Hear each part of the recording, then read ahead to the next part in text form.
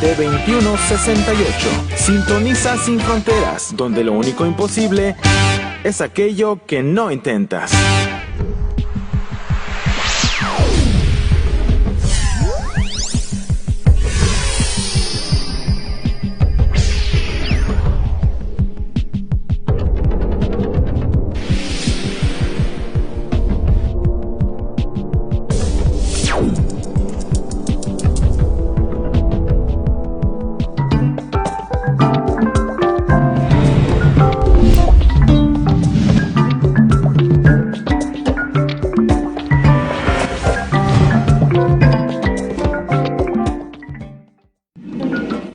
Hola, muy buenas tardes. Mi nombre es Edith Pérez Velázquez, directora de ProOncaviaC, Prooncología y Calidad de Vida.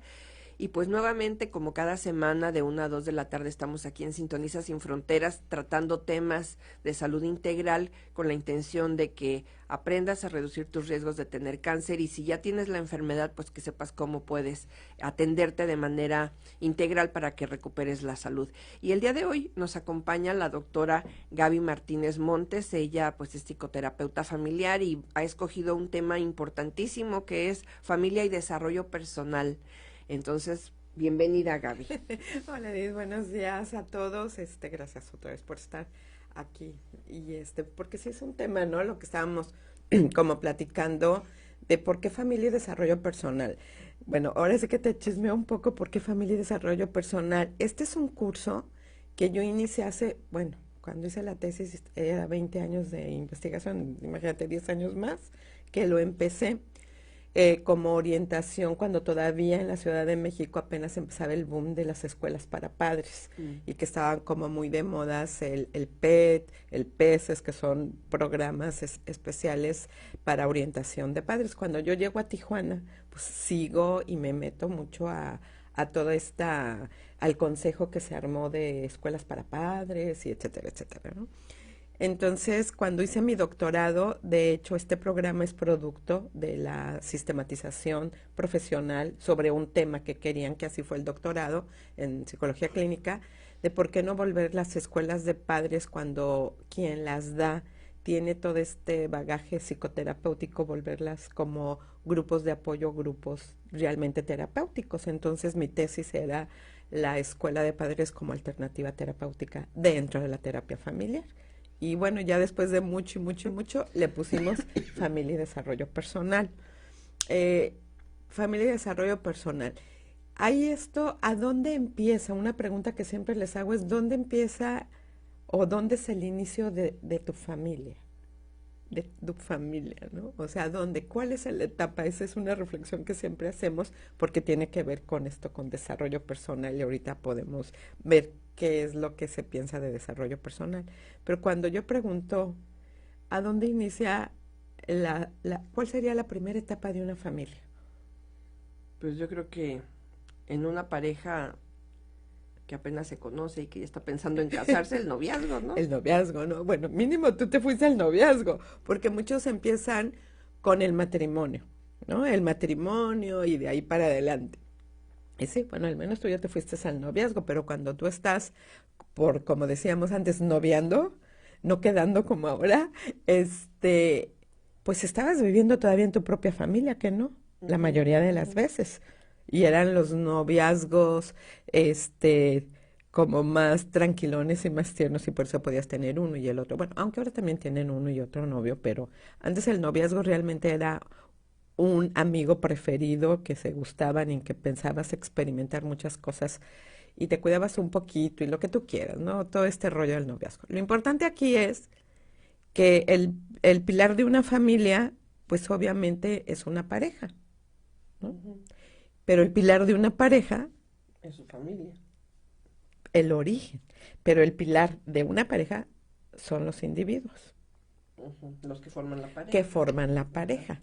Entonces es como el círculo vicioso que dices, ¿a dónde fue la gallina o el huevo? Porque mi familia, y hablando de mi familia nuclear, la familia nuclear, el concepto es la que yo formo, la que yo decido formar, y la familia de origen, que es de donde yo soy hijo, ¿no? De donde yo pertenezco a X familia, que es mi familia de origen, ¿Qué tipo de familia? Y es otro rollo. Como estructuralmente, familia de origen es de donde yo soy hijo y la nuclear es la que yo conformo.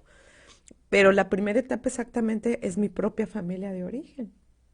Y ahí es donde empieza qué hacemos los padres o qué hicieron nuestros padres con nosotros, cómo nos apoyaron y todo para que ese desarrollo del ser humano, del individuo, se convierta en persona y se pueda convertir a una situación social, sin una manipulación, sin ese enajenamiento que decimos, sin tantos estereotipos, sin tantas cosas, ¿no?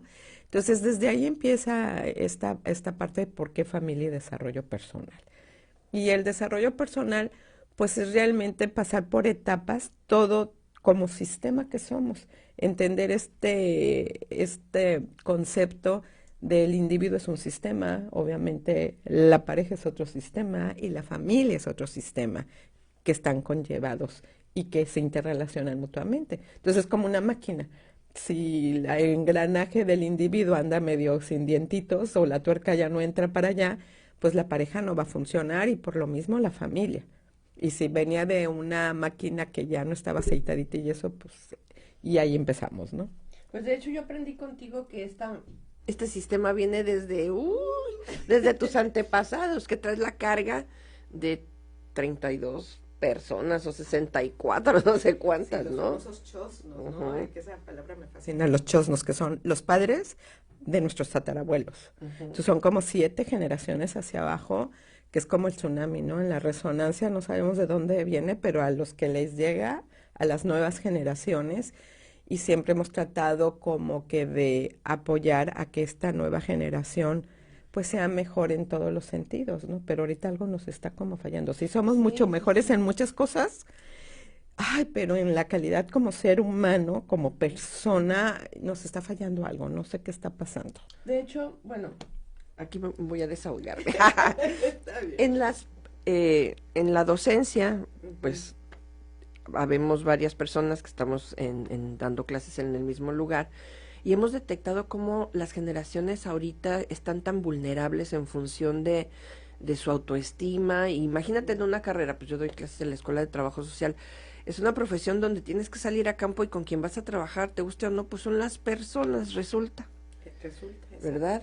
Entonces, si tú vas todo atorado, con tanta bronca, ¿qué se puede esperar del trabajo cuando tengas enfrente a alguien que te puede dar miedo, nada más de como, porque hasta eso, te dicen, es que no me gusta cómo me ve, cuando están exponiendo los alumnos, ¿no?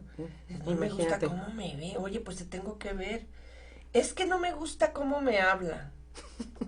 Es que no me gusta que me ponga reglas. Es que, bueno, como si fueras tú a dar clases de apapachoterapia, ¿no?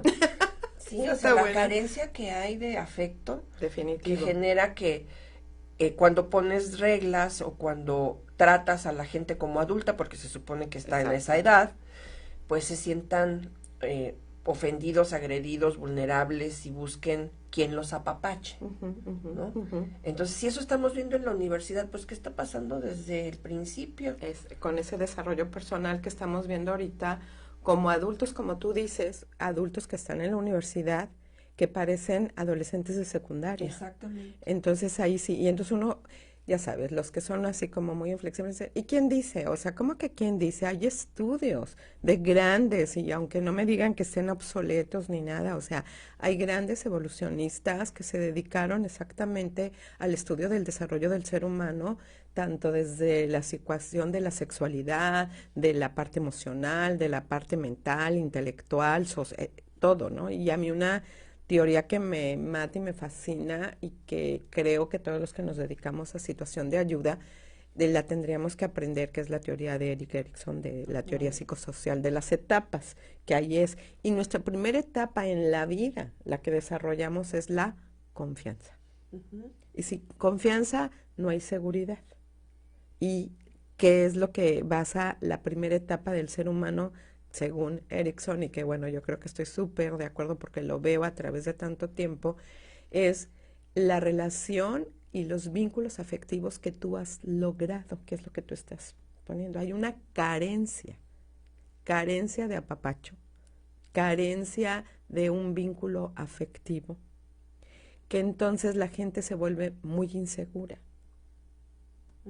y entonces no tiene confianza en sí mismo y obviamente ni en los demás. Antes los niños tú les decías, es que lo tienes que hacer y tenían esa confianza, no miedo a veces, digo, vámonos a Depende, los ¿no? extremos, vámonos a lo que era, ¿cómo les puedo decir? Lo promedio. Ni esos padres que con la mirada casi te cacheteaban, ni esos papás de ahora, y sí se los puedo decir actualmente, que les vale lo que esté haciendo el pequeño. Entonces no hay límites, no hay. Entonces, cuando realmente tú logras como poner, que conectar con este hijo, este vínculo de afecto, y le das seguridad y crees en él, el niño empieza a creer en él. Pero ahora es todo el cuestionamiento y como tenemos estos derechos humanos de cuestionar todo, entonces el niño ya no, ¿cómo te diré? Ya no tiene eso que a veces teníamos, esa estructura de decir, si mi papá dice, es que es eso. O sea, esa credibilidad de autoridad amorosa que ya no hay. No creen en los papás, no creen en los maestros. No, cuestionan todo, pero sin fundamento, ¿no? Aparte.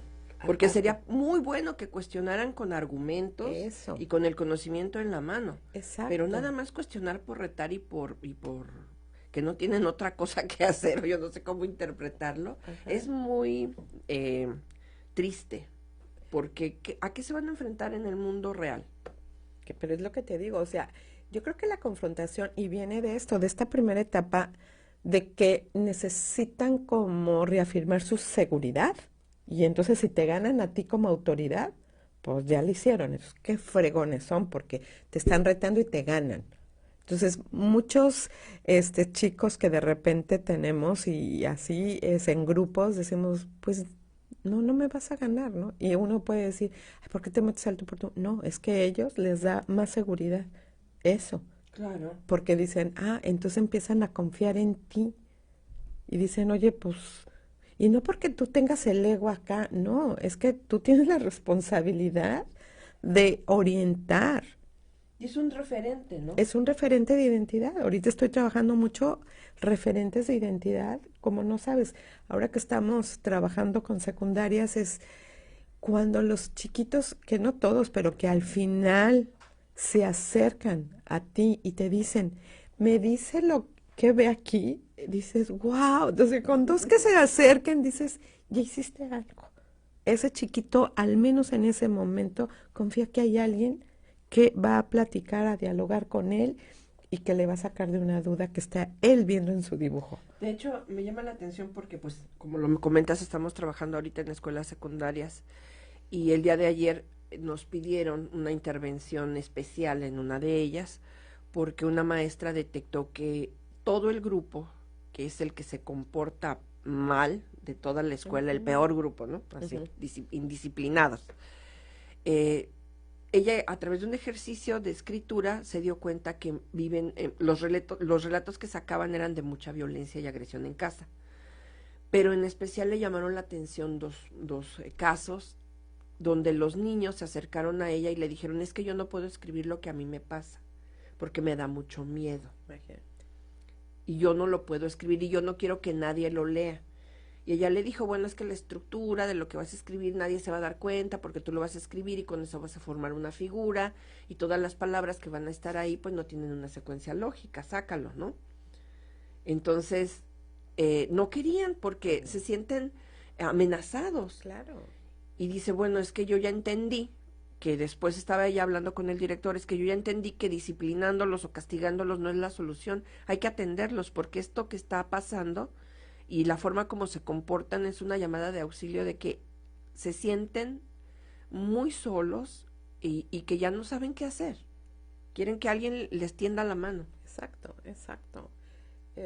Sí, hay cosas así, por ejemplo, a mí en lo personal, había una chiquita sentada por ahí y bueno, hicimos una técnica en donde tú puedes ver a través de un dibujo, el famoso garabato, en donde con adolescentes nos está funcionando muy bien porque es como su vida a veces es un garabato, ¿no? Que no tiene ni pies ni cabeza. Lo disfrutan mucho o a unos ni siquiera lo pueden dibujar. Entonces, cuando me acerqué con una chica, Está pues de 14 creo, de 13 años tenía y me dice, y le digo, ay, ¿y qué ves? ¿Qué dibujaste? No me importa, no sé, y no, pues nomás, porque sí, pero así dije, ok, ok. Y como que vio que no ¿cómo te diré? Ni la regañé, ni nada. Le dije, pues está bien, perfecto, si eso es lo que sacó, que no te importa la vida, pues está bien, pero ya después creo que puede ser coincidencia de que por ahí hablé con uno de los perfectos y hay alguien que se corta. No, entonces dices, ¿qué pasa? ¿Qué pasa con este desarrollo? ¿Por qué emocionalmente y socialmente los niños están, pues no te puedo decir deteriorados porque ellos apenas están creciendo? Entonces, decir deteriorados, pues no han aprendido. El adulto es el que a veces estamos deteriorados, ¿no? Sí. Pero el joven, el adulto, en este desarrollo personal, ¿qué se necesita realmente para que un ser humano tenga un desarrollo personal como más funcional y más feliz? Les estamos quitando las oportunidades, ¿no? De ser felices, justamente. Hay muchas carencias. Y yo creo que esto en la parte de salud, pues nos lleva a que también tengan muchas enfermedades, porque el tema del manejo psicoemocional tiene que ver con la hipertensión, con la diabetes, con el cáncer y con un montón de cosas. Hay muchas teorías que así lo manejan. Claro. Entonces, ¿qué estamos generando? Pues Fíjate personas enfermas. que te comentaba sobre un dibujo que me fascinó. Porque a través de ese garabato, pues la niña no sé cómo pinta una muñequita muy linda, ¿no? Pero pues obviamente en el garabato no estaba, pero ella tenía la imagen y al lado izquierdo dibuja un listoncito de rosa, de lo del cáncer, que era lo que te decía que te lo guardé, y pero imagínate que duramos 5, 10, 15, 20 minutos hablando con los niños, y de repente ella me pudo externar, le digo, ¿y esa muñeca quién es? Me dice, no, pues, ¿eres tú? No. Y me dice, es una tía. Le digo, esta es una tía y te llevas bien con ella, sí. Y ese listoncito, pues obviamente yo sé qué es, pero pues, el chiste es que ellos te lo digan. Me dice, es de cáncer, es para le digo, ¿conoces a alguien? Pues mi tía. Y empieza a hablar. Y de ahí saca una bronca que hay con la familia, a pesar de que hay este cáncer en la familia con la tía.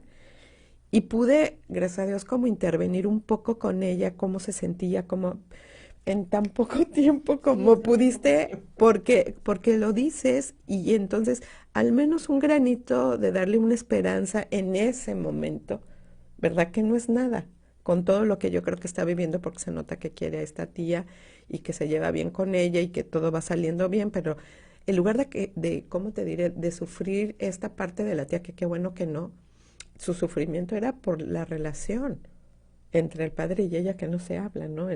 Los hermanos, o sea, el papá de la niña. Entonces dices, ¡ay! ¿Qué pasa con toda esta cosa?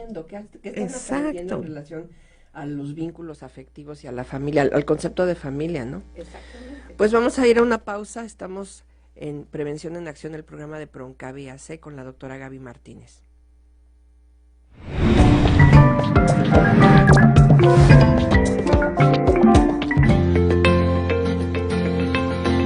Oncotips.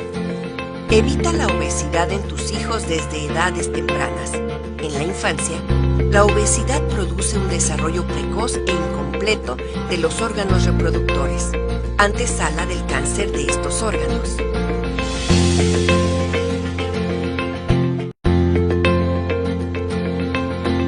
Oncotips. Mantén hábitos regulares en cantidad y horarios a lo largo del día y de la vida para las comidas. Además, ingiere suficiente agua a lo largo de todo el día y limita el uso de la sal como condimento.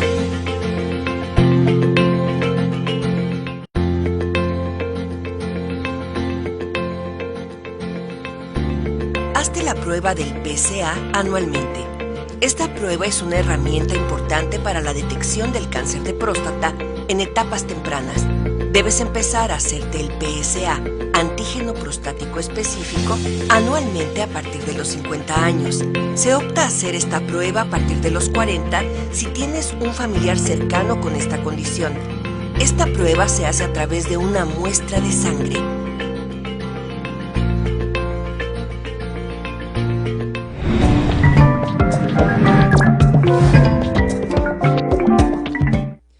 Estamos hablando con la doctora Gaby Martínez en Prevención en Acción de Familia y Desarrollo Personal. Y bueno, ya como que pusimos el contexto de lo que estamos viendo, de lo que estamos viviendo, y me gustaría retomar justamente qué debemos hacer en casa, cómo debe ser desde tu perspectiva con toda esta, pues, teoría que tú compartes y que a muchos nos gusta, el desarrollo normal de un niño o de una niña. Ok, mira, yo creo que algo importante, y volviendo un poquito a esto de esta liga, ¿no? Familia, desarrollo personal, ¿cómo vamos a desarrollar?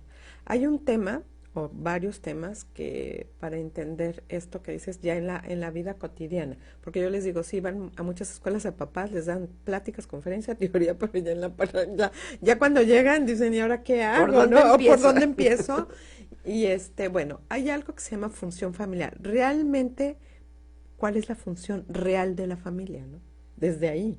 O sea, y entonces, bueno, así en someras palabras, es la función de una familia es realmente cuidar y crear al ser humano. Punto. Es cuidar y dar y desarrollar, obviamente, el desarrollo de este ser humano que pueda ser feliz, funcional y adaptado a una sociedad sin enajenación, yo le agregaría. Porque antes era, y adaptación a la sociedad, y pues ahora hay toda esta contraparte. Si digo eso, van a decir, bueno, no, sí, hay que adaptarlo a una sociedad, no enajenado, pero hay reglas. Pues sí. Y con esto de que no queremos Sí, la no va a ser- enajenación y la manipulación, ese es el problema, que ahorita se han ido al extremo por no enajenar, por no manipular, por no controlar, por la libertad, de que se les están perdiendo el poner los límites. Entonces, una función de los padres es ser autoridad en su casa, con límites claros y de acuerdo a las necesidades básicas de cada uno de los integrantes de la familia, no de papá, como antes, no de mamá que se hacía la víctima, no del hijo mayor porque es el, wow, ¿no? O del chiquito que es un latoso, o sea, porque a veces las familias hacen sus reglamentos con base a estas situaciones en la familia. Entonces, realmente tenemos que ver qué es lo que realmente queremos formar, es la formación del ser humano. Yo siempre les digo, es una pedagogía familiar y todo el mundo se me cambia de pedagogía. Sí, la pedagogía está encasillada nada más en la parte como escolar, pero es una disciplina educativa y la educación empieza desde la familia. Y la pedagogía es nada más saber qué clase de ser humano o de alumno o de profesionista queremos formar. Claro. Entonces los papás tienen que tener una pedagogía familiar para entender qué clase de ser humano quiero formar. Y ahí vienen también como los pros y contras, porque si hay papás demasiado tradicionalistas, fanáticos, religiosamente, políticamente, moralmente, etcétera, etcétera, o hipiosamente, de todos, entonces pues obviamente van a querer formar ese ser humano como obviamente, Copia. como la copia. Entonces, bueno, desde ahí, ¿qué es lo que realmente? Ahora, ¿cómo lo voy a hacer? Ayer te comentaba que platiqué con Carla Carrillo de la sí. Fundación para Niños Especiales y ella comentaba que ojalá a ella en su momento de mamá le hubieran enseñado a hacer un plan de vida. Exactamente. Dice, si a mí me hubieran enseñado a hacer un plan de vida y más teniendo un hijo con necesidades especiales, Definitivo. para mí habría sido mucho más fácil. Ahora, a una familia convencional que no tiene un hijo con necesidades especiales, pues le sería mucho más fácil Definitivo. saber hacia dónde van y cuál va a ser el futuro en el que ellos o al que ellos le apuestan, por decirlo de alguna manera, en cada uno de los niños. ¿Qué herramientas les van a dar para que puedan, en el momento en que sean independientes y que tomen ya decisiones, pues salir al mundo sin broncas, ¿no? Exactamente. Y esto te digo, volviendo un poco a la temática, porque es como ¿qué te puedo decir? Como el esqueleto, la estructura que vemos desde familia, el ciclo vital de la familia, la pareja, el ciclo vital de la pareja, individuo, ciclo vital del individuo, ya sabemos cómo funciona. Ahora, ¿cuál es su función? Y es función familiar, organización familiar, comunicación familiar y compromiso al cambio. Así está estructurado el taller, o sea, esta alternativa terapéutica que te digo, porque sí, ya sabemos cómo funcionamos, pero ¿cómo, para qué? Ahora viene el propósito, ya sabemos qué somos, ahora ¿para qué? Es la función familiar. Ahora, ¿cómo lo vamos a hacer? Pues es la organización familiar donde ya viene todo este reglamento, todas estas reuniones. Y muchos les llama la atención, les digo, ¿ustedes tienen reuniones familiares? Sí, claro, en los cumpleaños, con esto, cuando hay un... No, tienen reuniones familiares, semanales, quincenales, y se me quedan viendo como bicho raro. Digo, es que una reunión familiar es para planear, es para decir qué es lo que queremos, ¿no? Por ahí ya alguien quiere. ¿Podemos ver? ¿No? Ok. Entonces, la organización familiar es para eso, para decir, a ver, ¿cómo estamos? ¿Sí? Bueno, con Edith de Proncavi. Sí, así es. ¿Estoy al aire? Sí. Ok. Bueno, bendiciones por tu programa. Gracias. ¿Nos puede, por favor, repetir? ¿Qué dijo? No sé, oigo. Nomás dijo bendiciones. Bendiciones. Gracias. Por su programa, pues gracias. Gracias. Entonces te digo, esta parte de la organización familiar es realmente cómo vamos a reunir y cuáles son las necesidades. Tenemos, bueno, al menos algunas familias se reúnen ante un conflicto, pero no necesariamente. O sea, tú diriges una fundación y tú tienes tus sesiones con mi tengas equipo. trabajo afuera, no trabajo, proyectos, pues para eso te reúnes, ¿no? O sea, yo que dirijo también mi instituto pequeñito, pues también mínimo cada semana, cada 15 días, ver cómo vamos, cómo nos sentimos, Pero todo eso es esto. cuando una familia es un equipo. Exacto. Pero cuando la familia no es nada.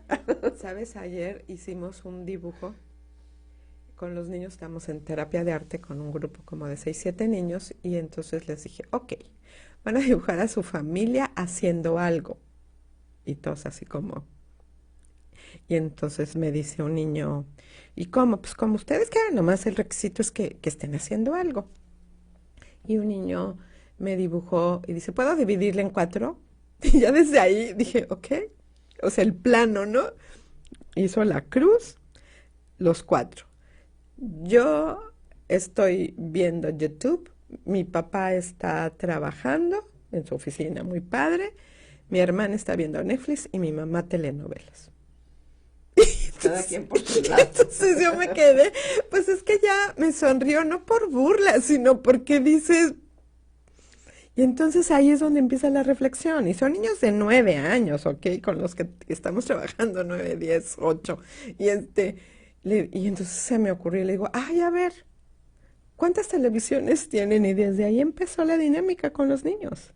Y se dan cuenta, y nada más había una niña que decía, no, pues yo nomás tengo una tele, pues mi casa es más chiquita y tengo una tele en la sala y en la casa de mi papá. También mi papá tiene una sala en la... Ay, le dije, bienvenida a las familias de antes, ¿no? Y me empecé a carcajear con ellos y empezamos a platicar y sí reflexionan. Entonces, ¿cómo van a estar si no hay comunicación? Sí, cada quien pueden estar en el mismo lugar, pero cada quien por su lado, ¿no? Entonces, qué padre la tecnología, pero antes, digo, no es que nos quedemos en la era del hielo ni en la etapa de piedra, no soy de esas, o sea, pero... ¿Cómo sacarle ventaja a eso? Entendemos que ahorita la dinámica económica lleva a que las familias estén mucho tiempo fuera de casa, pero no es imposible tener al menos un espacio como parte de las reglas de la familia, ¿no? Todos los viernes a las 4 de la tarde nos vamos a reunir para platicar cómo nos ha ido en toda la semana. Y más en esto que estás diciendo. Si antes era necesario...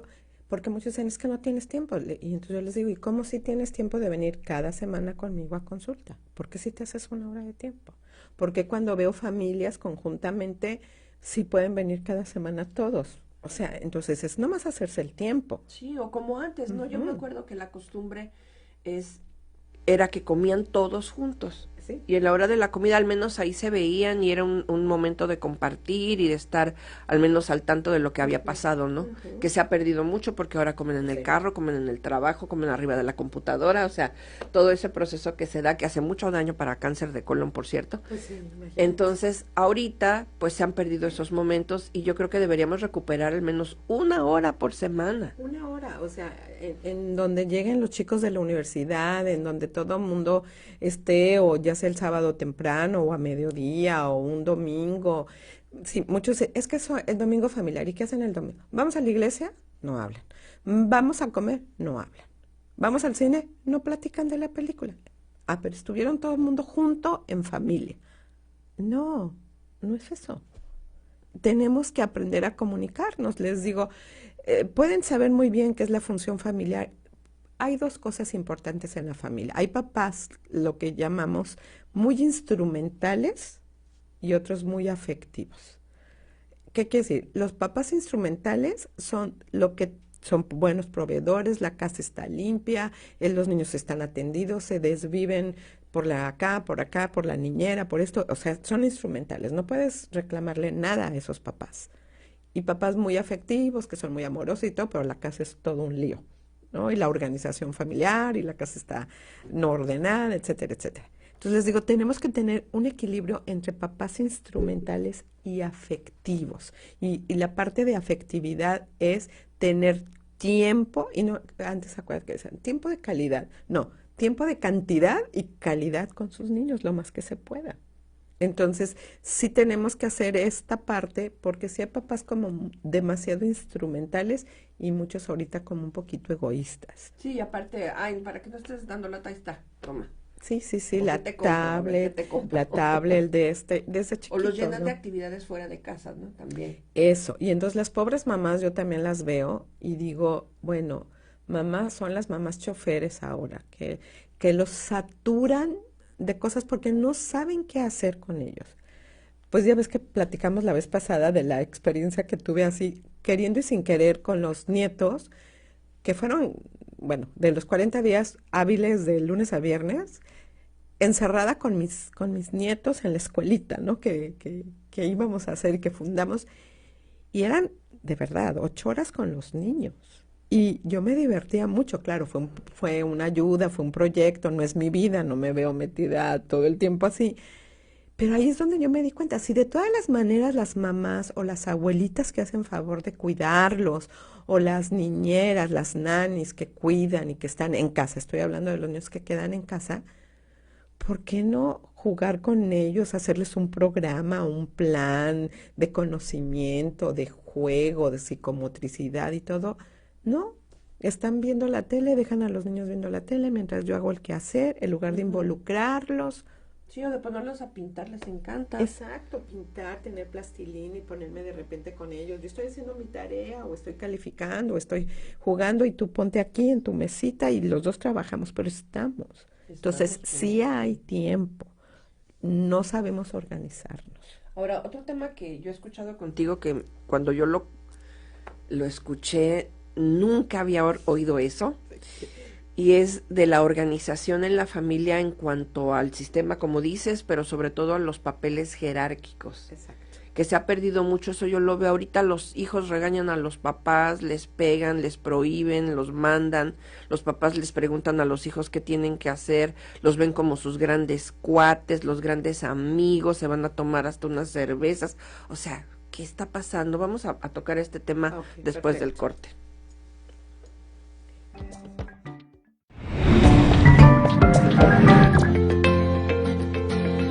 Oncotips.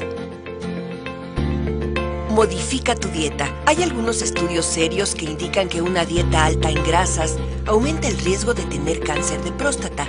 Esto incluye las grasas que contienen las carnes, nueces, aceites y productos lácteos. Baja tu riesgo comprando carnes magras y productos lácteos bajos en grasa. Los ácidos grasos omega 3 han demostrado disminuir el riesgo de cáncer de próstata. Aumenta tu consumo de omega 3 ingiriendo pescados como el atún y el salmón.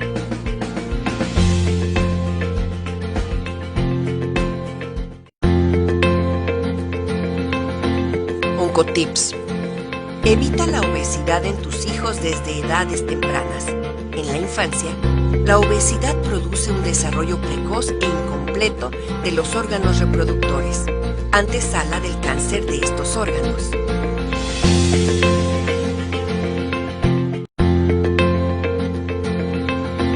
Oncotips. Mantén hábitos regulares en cantidad y horarios a lo largo del día y de la vida para las comidas. Además, ingiere suficiente agua a lo largo de todo el día y limita el uso de la sal como condimento.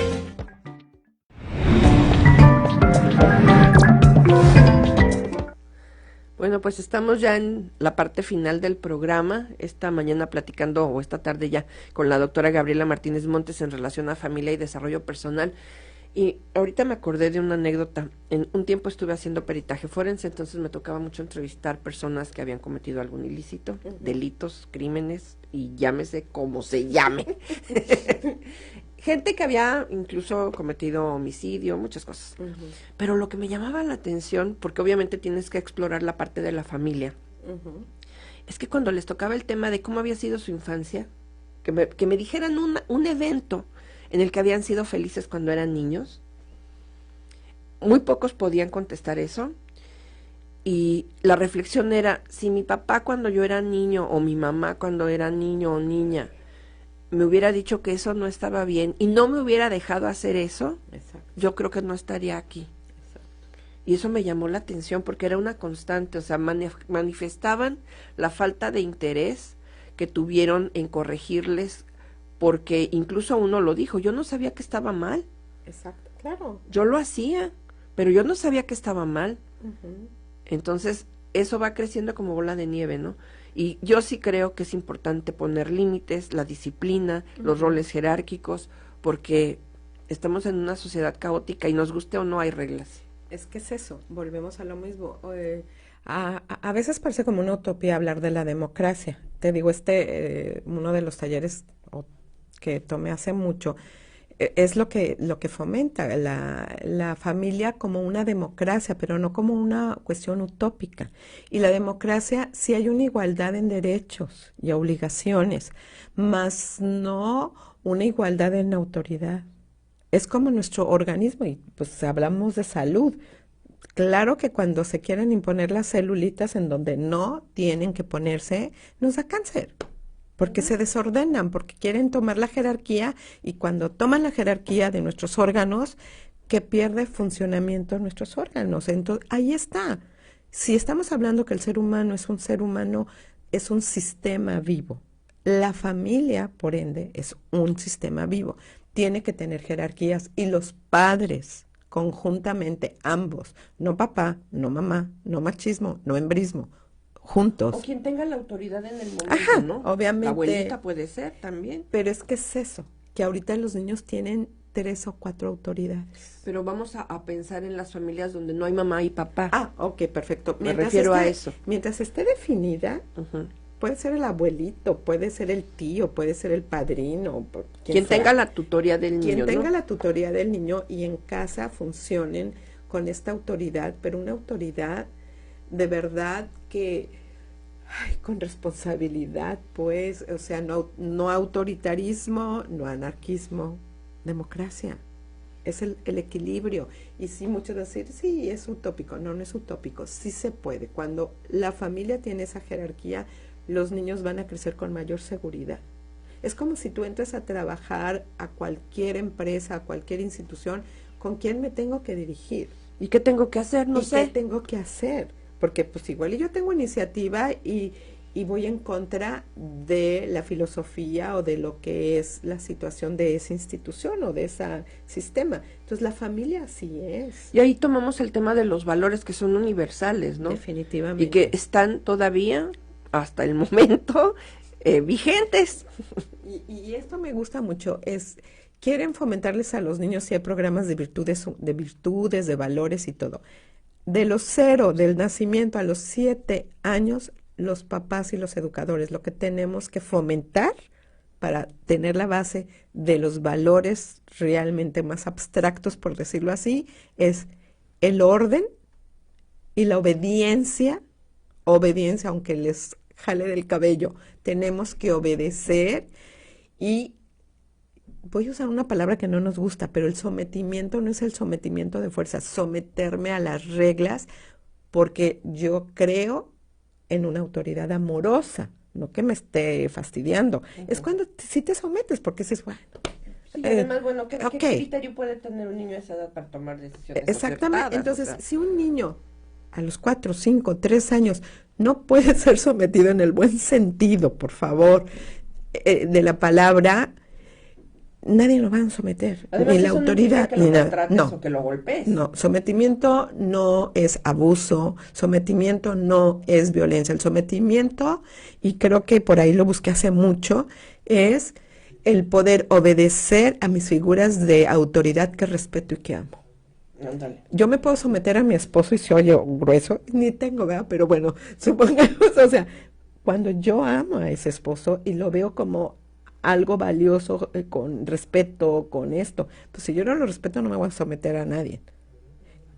A qué está pasando en la política, qué está pasando con nuestros policías, o sea, antes eran autoridades y figuras de autoridad dignas en donde tú podías someterte, ahora te pones a los trancazos con él, o sea, no hay. Entonces, sí, en un sistema, por favor, orden, para eso son las reuniones, para ordenar, no organizar, somos sistemas organizados pero no ordenados, y es mucha la diferencia del orden a la organización. Y eso lo vemos hasta en la vida diaria, ¿no? Si yo no tengo al menos un horario que diga, mira, tales horas voy a hacer esto, tales horas, eso estamos hablando de orden, pues que caos mi vida también. Exactamente, y hay prioridades, ¿no? O sea, la organización es que muchas veces sabemos más o menos lo que tenemos que hacer, pero el orden a veces le damos prioridad a cosas. Todo es importante, en la organización todos somos importantes, pero en el orden siempre va a haber una prioridad, nos guste o no nos guste, para elegir. Y entonces a veces va a ser más importante mi trabajo que el hijo, punto. ¿Por qué? Por X cosa. Pero muchas veces tiene que ser más importante el hijo que el trabajo.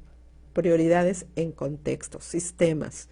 Entonces esto es poder ver a la familia como un sistema contextual, porque no hay cosas ni buenas ni malas como tal, sino en el contexto que tú puedas. Es malo que, es malo que una mamá trabaje, pues no es malo, pero contextualmente quiero ver para qué trabaja, por qué trabaja y qué pasa con su trabajo. O un papá, es malo que alguien se vaya de la casa, pues depende, si tiene 30 años, pues no creo que sea tan malo, en contexto, si es alguien que tiene una discapacidad o algo, exacto, ¿no? O sea, son muchas cosas que uno tiene que ver y es como ir concluyendo, entender que las familias y del desarrollo personal, que no nos preguntemos qué está pasando el ser humano, sino qué está pasando en la familia que hace y forma al ser humano. ¿Y qué ¿no? está pasando con nosotros como adultos? Porque yo creo que todo este proceso no es ordenar a los niños ni es jerarquizarlos, es empezar por uno, saber cómo ando, qué estoy haciendo, en qué la estoy regando, porque la consecuencia está ahí, los niños son reflejo de lo que nosotros hacemos. Exacto.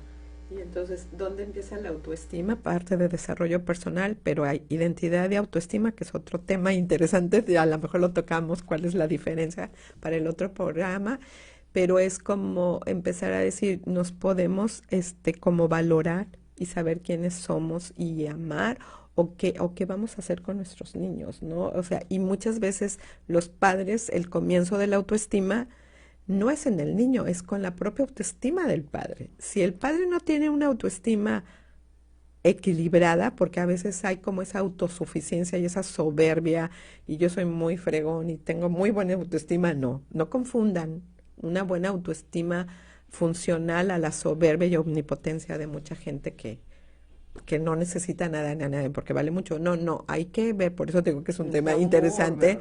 Entonces, por favor, entender que el desarrollo personal entiende y tiene su significado desde el propio, como dice Edith, desde el propio desarrollo personal que yo tengo, cómo tengo yo mi identidad establecida y cómo valoro esa identidad, es como yo puedo desarrollarme y poder ayudar a desarrollar al otro. De hecho, vemos ahorita, me llamó la atención hace unas semanas, porque tengo una sobrina de 4 años, estoy pendiente de todo, ¿verdad? De esos retos que ahorita están haciendo que los niños de 4 a 7 años se suiciden. Dices, ¿cómo es posible? ¿Cómo es posible que le salga un horrible muñeco espantoso en un video, en una caricatura de niños, el momo ese famoso, y que les dé órdenes a los niños y ahí vayan los niños y hagan las tarugadas que les sugieren, ¿no? O sea, dices, bueno, ¿dónde están los papás? ¿Dónde está la capacidad de el niño o de la niña en esa edad que ya debe tener criterio para definir qué sí, qué no, para preguntar al menos, que van, como lo que pasó con la famosa ballena azul hace tiempo, ¿no? Que se suicidaban los adolescentes. O sea, dices, ¿cómo crees que un monito me va a dar órdenes a mí, no? Entonces, fíjate. Como está la falta de presencia de autoridad y de confianza en estas figuras, que es un maestro. Antes no les tenían confianza a los papás, pero iban con su maestro. Pero ahora no tiene, o iban con un líder religioso, por si quieres, lo que sea. Había como figuras de autoridad en donde los chicos podían acercarse y poder confiar. Ahorita no confían más que en ellos mismos porque hemos formado también un ego impresionante. Claro. Entonces, en el afán de que libertad, voluntad, o sea, todos estos valores bellísimos, los estamos inflando demasiado. También. Y yo creo que parte es el miedo. Sí. Vivimos en una sociedad con mucho miedo y también se ha generado mucho en ellos la desconfianza hacia el otro. Claro. Una vez con una persona que tuve la oportunidad de conocer hace años, decía, la estructura por la que la sociedad está como está es que ya no hay comunidad. Comunidad son grupos pequeños de personas que cohabitan en una región, que todos se conocen y confían en ellos. Claro. Por eso es comunidad. El día que recuperemos la confianza en nuestros vecinos, en nuestra familia, en nuestras figuras de autoridad, ese día todo esto va a cambiar. Claro. Pero vivimos espantados, todo nos da miedo y le estamos enseñando a los niños que no puede confiar en absolutamente nadie. Es un arma de dos filos porque es verdad, o sea, ¿en quién pueden confiar los niños? Pero mínimo deben tener algunas figuras, al menos las más cercanas, que puedan brindarles esta confianza. Ahora, ¿qué pasa en las familias? México salió con el número 1 en abuso sexual a nivel mundial y los abusadores siempre están dentro de casa. O sea, estamos hablando de cosas muy fuertes. Muy fuertes. Te digo, por eso este tema a lo mejor es como muy trillado, ¿no? Pero no deja de ser trillado porque es lo que es. Todos somos parte de una familia, todos hemos formado parte de una familia, o seguimos, porque la familia no se destruye, se reestructura y se transforma. La familia como tal, muchos me han dicho, ¿y si se muere todo el mundo? Pues te quedaste tú solo, pero tu familia está introyectada en ti. Pero la familia simplemente se transforma en ausencia o presencia, pero siempre está ahí, que eso es lo importante de tocar un tema familiar, sean las familias como sean, tengan la estructura como sean. Yo no estoy en contra de las estructuras diferentes, estoy en contra de que hagan organizaciones diferentes que no funcionen. Si yo tengo el tipo de familia que sea, todos tienen que tener una función, una organización, comunicación y un compromiso. Fíjate que recientemente vi una investigación en relación a las ciudades más felices del mundo. Y no eran las ciudades más ricas, eran las ciudades donde había esta estructura. Y me llamó la atención en especial en Dinamarca, una comunidad, cuando una mujer se queda sola con sus hijos porque fallece el marido o porque se divorcia o porque se quedó sin trabajo y es madre soltera, las acomodan a estas familias en comunas. Entonces los llevan a una casa donde hay muchas casitas y todos se organizan y ella trabaja, pero ya sabe que a ella le toca cocinar un día al mes y cocina para todos. Entonces las personas, adultos mayores de esa comunidad, adoptan a los niños como sus abuelitos y entrevistaban a los niños y los niños decían, es que yo aquí soy muy feliz porque tengo muchos abuelitos, tengo muchos tíos, tengo muchos hermanos, todos comemos juntos a la misma hora, ya sabemos que nunca nos va a faltar nada, aunque mi mamá no esté, yo sé que si tengo un problema, fulanita vecina me va a ayudar y yo puedo confiar en perenganita, y son los lugares más felices, partiendo del principio de la convivencia, el respeto y el amor. Pues acuérdate en la Ciudad de México o en las otras, no sé, pero tú debes saber mucho más que yo en eso, pero las famosas vecindades, pues el Chavo del Ocho, bueno. sí digo, entre la broma y todo, pero era como esta parte, sí, de una convivencia, de vivir y como dijeras, al final de cuentas, digo que sería interesante analizarlo, pero se hacían cargo de aquel, ¿no? O sea, del desamparado, de esto, de la convivencia. Y Fuera siempre, de los estereotipos, de los estereotipos, pero de alguna manera sí creo a veces en los edificios, pero nuestras vecindades eran esos, que las mamás que podían salir a trabajar, salían a trabajar y las vecinitas o las comadres o algo se hacían cargo de los niños. Entonces, este concepto vecindad, comunidad, hasta que digo, se fueron deteriorando estos sentidos y acuérdate que hay un libro muy famoso, ¿no? De que cómo sobreviven los marginados. Uh-huh.